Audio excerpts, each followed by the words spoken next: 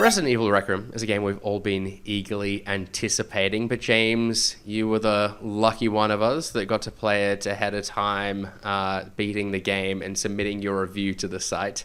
I say lucky, but your face is giving me worrying signs. What did you score Resident Evil Requiem and why?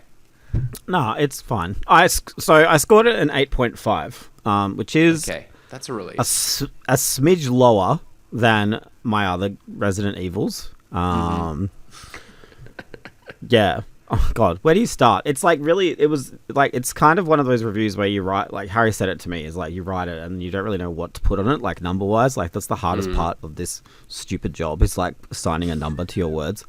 Because people are only going to read the number but not the words, but the words explain the number. There's a lot of nuance to get you there. Yeah. I think that if I were to just put everything aside, it's a good game. It's a very good game. It's a very solid Resident Evil game. I think the context under which it's releasing is going to do it a lot of... I'm so intrigued to see what people think of this, because this episode will come out when everyone else has talked about it, and I might be wrong. But I do feel like this might be quite a contentious game in the series. Like, I essentially... the whole everything we've seen in the trailer so far, like the really solid horror gameplay and the smidges of Leon and stuff, the game kind of like flips that ratio in the second half, and it becomes very much a Resi 4 sequel in the second half and almost forgets about Grace. So the problem there is, it's not a problem per se. Like the Leon stuff is still good. Like I really enjoyed it. But I think that the beginning of the first half of this game where you're playing as Grace for the most part, is like really good horror, really good kind of, like that Resident Evil style where you're like in this big area and you're like going from wing to wing of a house and like getting different keys and doing puzzles and working out where to go and stuff and unlocking shortcuts and all that shit. Like that stuff is incredible, like some of the best in the series so far, and I was loving that. And then like it's like, okay, cool, now it's an action game. And like I was, and that's again fine. Like I think the combat is really good. It's like the best it's ever been. I don't want to go too far, but it flows and feels better than RE4 remake and RE4. Okay. But I just kept I was hankering for like that Grace stuff because that was so strong, like really, really strong. Which I think Resident Evil in the recent years has had like a bit of an issue with. Like I feel like when you look at RE7, you've got the first two houses which are really, really strong, and then it becomes a bit more actiony. And then Village was like that too, with the castle and then the house, very good horror, and then it becomes more actiony. It doesn't ever get as stupid as like Village. Like I liked Village, but I can admit the metal tornado thing and the tank that Chris gives you is like a bit... I almost forgot about that. Yeah, but like it doesn't get to that point ever at any point. Okay. But yeah, I think in a few years I'll probably be more up on it. But right now I'm just like a little bit like, I don't know. Like I just think you've really honed your craft here, like with the Grace stuff, like in terms of classic Resident Evil. And I know people loved RE4. Like it's such an influential game, and so it's like influenced so many modern games today. But I don't know. Like I don't need another RE4 so soon. I say so soon. It's been 3 years, but you know what I mean. Like, it kind of, and correct me if I'm summarizing you wrong here, but it kind of sounds as if like it's a game of two halves. Maybe that ratio is not quite right, but is it a kind of a conflicting sort of tonal shift, or does it feel like it's two halves of a game made by different teams? Or the reason I pull you up on it because it is like, I feel like there is always that kind of flip of a switch in a Resident Evil game where it does kind of like escalate into more of like an action and sort of intensive game. I think, and maybe the point at which that happens in the story varies game to game, but it inevitably does happen at some point. Like, I'm wondering what feels off about it in this case. I think it's like, and this is, I don't know if this is bad of me to like factor this in, but it's how they talked about the game and how they've marketed the game up until this point. How your expectations. It's like your expectations are set, right? Like I literally spoke to them. Like one of them, the producers, and he's like, "Yeah, it's horror from beginning to end," and I was like, "Cool," but like, it's not. You lied. Different like, types of horror. Like I don't know. It's horror for the zombies when you're playing as Leon. Because he's a very flexible in this game, but he can do everything. But yeah, like I think it's that. Like I just think I don't know.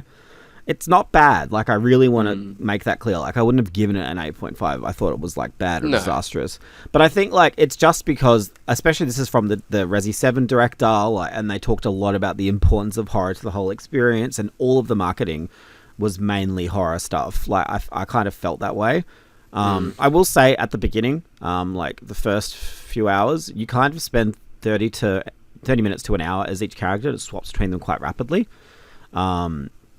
And that was a bit jarring at first. And then once you get to the first major section as Grace, where you will probably spend 3 to 7 hours or something, depending on how you play, that's really tense and really scary and stuff. And then you kind of run through that area as Leon after that for, like, I would say 30 minutes to an hour, like, kind of mopping up all the enemies you were previously scared of. Like, that's a really cool push-pull kind of... It's very cathartic to kind of go tension through and release, and, like, lay waste to all these things that have been causing you so much grief as Grace. Like, I think that's a really clever way to do it. But then, like I said, it just flips it again, and it's like, okay, now you're Leon for, like, 7 hours or whatever. And I didn't like that as much. Still good, but I just think, like, I just couldn't help but feel like they were just so onto it with the Grace stuff. Like, I feel like if we had a whole game of this, that would be, like, one of the best new Resident Evils. And that's obviously a personal thing. Like, I think a lot of people will like the mix. Yeah. But I just think it was really positioned to be, like, Grace's game. And, like, I actually don't even feel like story-wise... I mean, she is kind of important. But I obviously don't want to talk too much about the story. But, like, I do feel like this does get a bit more Leon-focused in the second half. Too much, so... Is you mentioned, like, the grey section is like 3 to 7 hours, and how the start of the game has, like, the level design that sort of loops back on itself with shortcuts and things like that, a la the Spencer Mansion and the RPD. Is that, like, just that grey section, or is it there more of that later in the game, or is it sort of just like once you leave the Rhodes Hill Centre or whatever, it's... There is more. It's kind of like Resi 2, right? Where you have the RPD, right? And then you go into the sewer. And that is still an area that you kind of explore and go back and forth in, but it's not as big as the RPD. So there's still... All of Grace's bits are still like that, that have that openness to them in a way. But I will say this is probably the first time I think Resi has had a big stealth focus. Like, it definitely is a lot easier to just kind of sneak past shit than kill it. I don't mind that.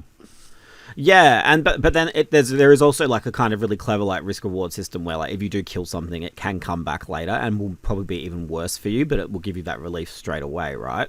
Like, you kind of have to really pick your battles a lot.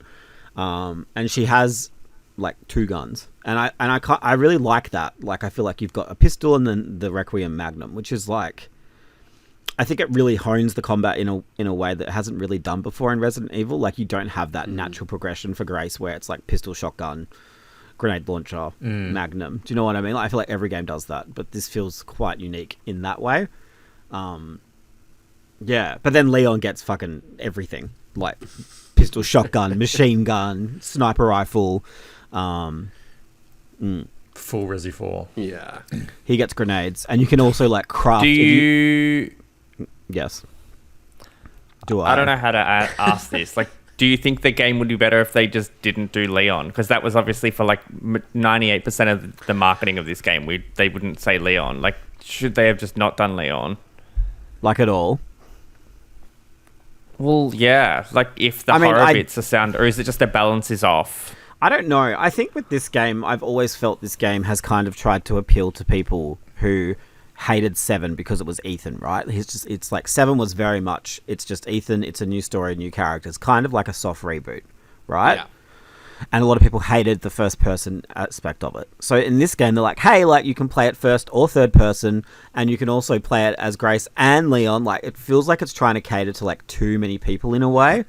Yeah. And it's really scared to alienate anyone. And in the process, like, to answer your question, like, Shane, I don't want to say the game would be better if Leon wasn't in it. I just want to say, like, I wish that it was a full game of stuff like Grace's stuff. Like, I wish it was a full horror experience.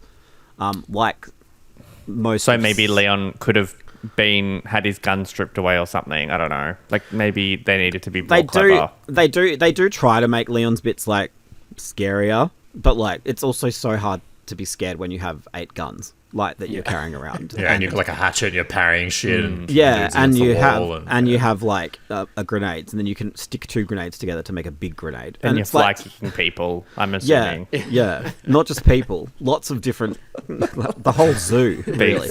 Yeah. But yeah, do you know what I mean? Like, you just can't make that. And I kind of see that they know that, because they said they tried to make a horror game with Leon at the beginning and it didn't work. And it's like, so we know what this is. I think both of these styles of Resi have a place. I just don't think they need to be in one game. I think need to be pushed together. I wonder how much of it this was an attempt to like kind of merge the two sides of the Resident Evil fan base, because like I feel like that's what they're trying. That's what I feel like. I feel like they even tried to do that with Village as well. Like, you know, like with the castle and stuff at the start, that was very traditional, like old school Resident Evil design, like it was in 7. But yeah, like James says, when you get to the back half of that game after like House Beneviento, it kind of is an RE4 like spiritual successor in a way. Yeah. And it seems that they're doing it again here, but more literally in the sense that you play as Leon. Which is fine. The sales of RE7 were astronomical, right? Like relative to the rest of the series. And it just keeps doing. I mean, Oh no, I think RE5 is still the top selling. Like, okay, which is like probably not a good idea. Because I just wondered, like, I don't know how much evidence there is to like substantiate any of this, but I wondered like how much of it was like, okay, we brought in this new generation of RE fans with 7 that were like maybe aren't picking up the remakes in the same sort of way. Like, can we kind of take steps to kind of meld that fan base into one that kind of buys every release thereafter? I don't know. Personally, that's not been my experience. I've gone back and played 2 remake, 3 remake, 4 remake, and loved it. But I don't know, maybe there are RE players out there that like 7 and maybe haven't gelled with the others in the same way. I'm sure that's what's happening. I thought Village did it okay. I know by the end it felt a bit ridiculous how many things you were killing, but I thought it had a good mix of like ramping up towards the end. I guess the hard thing for them is like you can't really just keep doing that formula, right, where it starts off like slow and tense and then just ramps up to more actiony. So I don't know. I'm more keen to play this based on what you've said, James. I think I like that they're trying to do different things. I think it's just risky when they're like mainline games though. Yes. Because like, I mean, and the thing with Village as well, I really liked Village, how you kind of, the Village was that center, right? And yeah, then you kind the of hub was cool. Go out and come back and stuff. That's not there here. Like, you definitely like move through the story. And I can't, I don't know. I want to be really clear. I still think this is a really good game, and I think like all of you will play it and really enjoy it. Like you have like 7 and 8 and 4 remake and stuff. Yeah. I just, especially like now that maybe I've said what I've said, like in terms of like maybe temper your expectations, it's 2 games in one in a way. I just think like coming off Village, and it was quite clear what that game was going to be before it came out. Yeah, they talked about how it was like very inspired 4 by different RE4 types of horror the merchant and like and stuff. But whereas like this game introduces your merchant, and even then it's not a merchant character, like 10 to 12 hours in. It's just so weird that like you're introducing a currency system and a merchant that far into the game. Do you know what I mean? Yeah, like it's really odd. It's almost like they did it does sound like a rug pull. They have 2 games in development at some point, and they're like, shit, like they're both running over, let's just mash them together in a way. I will say plot wise I feel like that I'm surprised at how restrained they are in terms of like it goes back to Raccoon City, right? But I mean I don't want to talk about too much of that, but they don't really nostalgia bait you enough, and I'm like pretty like I'm pretty sensitive to that. I really like hate when I'm being nostalgia baited. Yeah. But I feel like Resident Evil has never kind of returned to a location before. So when it's on the box, right, like the ruined RPD, like I feel like that's such a big part of it, and it is a big part of the game. But I think the way that it handles a lot of the characters and the story in that regard is a little bit of a letdown. You wanted a little bit more fan service, did you? Yeah, I did. And I know that sounds really. I know that sounds bad. I know that sounds really bad, like because it's like so cheap. But like, I just think it would need to be. I would love it to have been a little bit tackier with some of its. I don't think it's necessarily a bad thing. Like I do think that this game has been marketed as sort of like a like almost like the almost end, right? Of like a soft conclusion to everything that they've done, not just like 7 and 8, but also the older games, and like bringing back Leon and things like going back to like Raccoon City and the RPD. So you kind of would expect there is an element of like, oh, that thing's here or this person's here, and like I don't know, like I certainly was going into it with the idea that was going to be the case, and maybe I'll have a different experience now that my expectations have sort of been taken down a little bit. But yeah, like I don't think it's necessarily a bad thing for you to have thought that you were going to get that, because I think a lot of people did and do. I know you can't go into the story, or we don't want to go into the story too much, James, for the sake of spoilers. But I don't know how to phrase this. Like, did you come away from this story like looking forward to having a spoiler cast? Like, is there kind of story and lore here that you want to dig into and like talk with people that have finished the story? Absolutely. And it could have just been a black screen for 10 hours and James would want a spoiler cast about it. Okay, that's not true. I feel like you've been waiting to say that the whole episode. Yeah, I did. Nah, I like obviously, and I am excited to hear about what everyone thinks. Just people like, say, like Ewan and Shannon, who like play it, but like whatever. They don't really care about like the lore that much. But then, the plebs of the world. Yeah, but then like I've got like another friend who purely plays this game for like the mechanics. I'm excited to talk to him about it and see what he thinks of certain parts. And then I've got people like Harry and like my other friends who are like have been playing it since the beginning and will understand kind of my frustrations with the story, I think. Like I'm so excited to see what people think of this game. Like I think it is there's nothing else really like it, like at the end of the day. I mean, besides RE4 and RE7, but like I think like it's in the way that it amalgamates it, though. I guess it's and I think it's very like ballsy what they've done, and I don't know if it's gonna. I want to know if it pays off for them. Is what I'm trying to say. I guess they really have hidden half of this game from people, and I don't know if that's from a perspective of it's so mysterious or purely to mitigate people's concerns. It's going to turn into RE6. Like it could have been. I don't know what their intentions were either way. Maybe it was both. But I think did you follow the third and first person recommendations? Absolutely. I don't know. Yeah, Grace third person is disgusting. I don't know. Like, yeah. So first I guess. Did you try it? Like, did you? Yeah, of course I tried both. First person for Leon is kind of cool. There's some elements like because when you kick someone, it like zooms out to show you him kicking and zooms back in, which is kind of the way that's kind of the way it works for the VR versions. Yeah. So it's kind of similar to that. There are some bits of Leon's I think would actually probably be better first person. And this is another maybe I didn't even really talk about this in the review, but now that I'm talking about it out loud. This is maybe the problem with like creating a game that just works. a good editor. Yeah, I don't think you've even read the review yet, but that's okay. Anyway, yeah, but like what I'm trying to say is I think that's the problem with like third and first person, right? You can't really create these bespoke scares. Like, there's definitely recommendations. I think Grace definitely works better as first, like 100%. There's just less tension. If you're running from something and you can't look behind you, like that's fucking scary.